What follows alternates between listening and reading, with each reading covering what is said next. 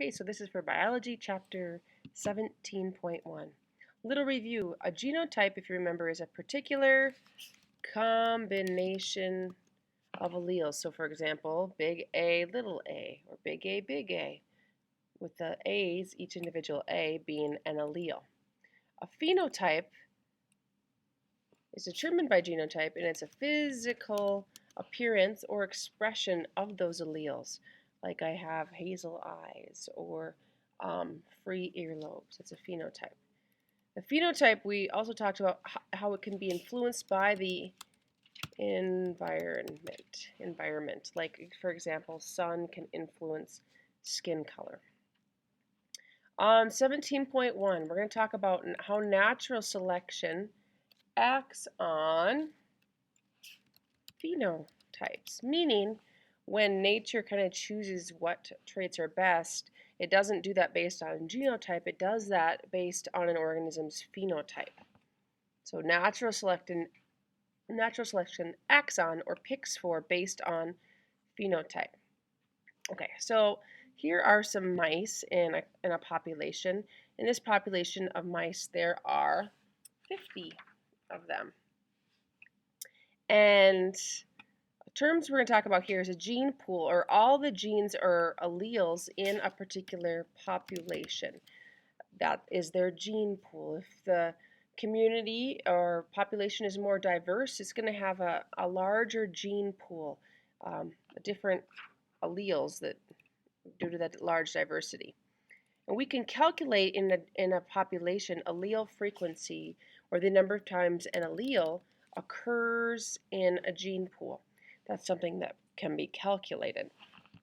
So we're going to go back to these mice and calculate the allele frequency. Let's say the allele for black fur is a capital B, and the allele for brown fur is a lowercase b. There's 50 mice,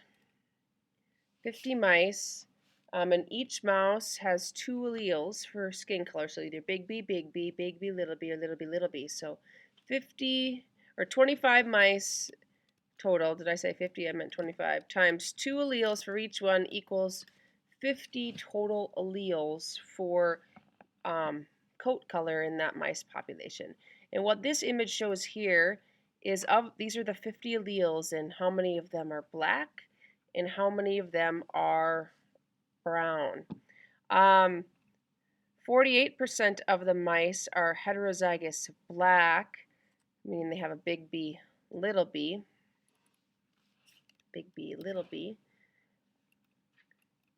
and 48% of 50 would be a total of 12 mice. Okay, 12 total. Homozygous black, and black is, remember, big B, so that would be big B, with a total of how many mice there? If it's 16%, it would be 4 mice. And over here, homozygous brown, that would be little b, and 36% of the mice are that, so that would be 9 total mice. Okay, that's just like the preliminary information to gather. So we need to calculate how many times the little b appears in this population and how many times the big B occurs. So big B, tab, little b. Oops, that's not little b. Let's underline those. Can we do that? Oh, not right now, I guess. Oh, there we go. Boom. Okay. So look at these. Let's count the big B's first. 4 mice have big B for their genotype. So how many total big B alleles do they have? Well, each mouse has 2, so that'd be 2 times 4 with a total of 8. Okay. What other mice have the big B allele? Would these heterozygous mice, and each one of them has 1 big B for a total of 12. Okay. Over here, little b, these mice, 9 mice, both have the little b twice, so 9 times 2 would be 18. And then these mice up here, there's 12 of them, and they each have 1 little b, so that'd be 12. Okay, oops. We can calculate the totals here. 8 plus 12 is 20. Out of how many total alleles? 50. Over here, 18 plus 12 is 30. Out of how many total alleles? 50.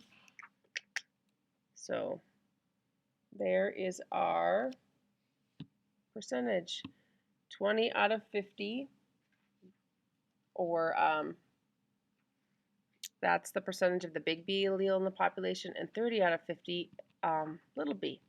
So allele frequency, the number of times an allele occurs in the gene pool. Big B occurs 20 out of 50 times. You can calculate that percentage. A little b occurs 30 out of 50 times in a population.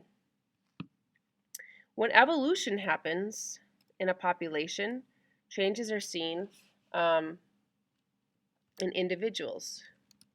Well, actually, in the whole population. Evolution acts on individuals. So evolution picks for the brown mice in a certain scenario. In this case, looks like there's more big B alleles or more little b, so it favors the little b allele. So, but changes are seen in the whole population. So over time, this allele population can change depending on what the environment favors at the time, thus natural selection. So the frequency of alleles can change over time. Frequency. If that population is evolving or changing, those allele numbers, these numbers, 20 out of 50 or 30 out of 50, will change. Let's say the ground gets really dark with mud or something, okay? And the brown mice stick out more. They're going to be eaten more. So that possibly that big B allele number will go up. Maybe it will go to 25 out of 50 or 30 out of 50, and then this would go down. Then you would conclude from that data that that population is evolving. So what makes us different when we talk about differences in individuals genetically? Meiosis, which produces the gametes, makes us different. So genetically, sexual reproduction impacts variety or genetic variation. Also mutations, which can happen spontaneously or they can be inherited, like in genetic disorders. The last thing that can influence us or make us different genetically can not happen in human cells. These are two bacterial cells. Okay, I just drew them there. And what they can do is something called lateral gene transfer. So that's what that's showing. Oops. Okay. Wrong way, arrow. Come on, there you go. Bacteria can actually swap genetics back and forth. That's called lateral gene transfer that is responsible for some genetic differences. Okay. Remember how we talked about genetics? We talked about simple traits or complex traits. A single gene trait, you can think of it as a simple trait, okay? Determined by only one gene. Okay, so it's a trait in any organism controlled by one gene. So here's an example of some snails, and they either have bands on their shells or they don't have bands. And so this is the phenotype with bands, without bands, and the number of the organism with that phenotype. Add down here, a single gene trait produces two phenotypes, two distinct phenotypes, either like in the mice, black mice or brown mice. Here, with bands or without bands. That's a single gene trait determined by one gene. More complex than that, these are complex traits, or polygenic traits, are traits controlled by more than one gene. More than one gene. And some examples that we've talked about before: hair color, skin color, eye color. Okay. The phenotypes, add right here, it produces a wide variety of phenotypes.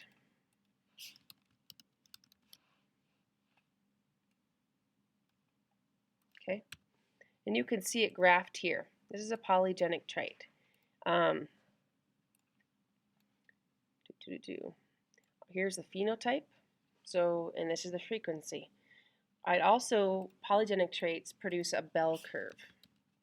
So most of the phenotypes are going to be in that middle. Height, for example, I took a picture in my biology class a few years ago, had them lined up in height order, tallest over here, shortest over here, and this is a person, by the way, and it kind of produces a bell curve, slightly favoring to the right.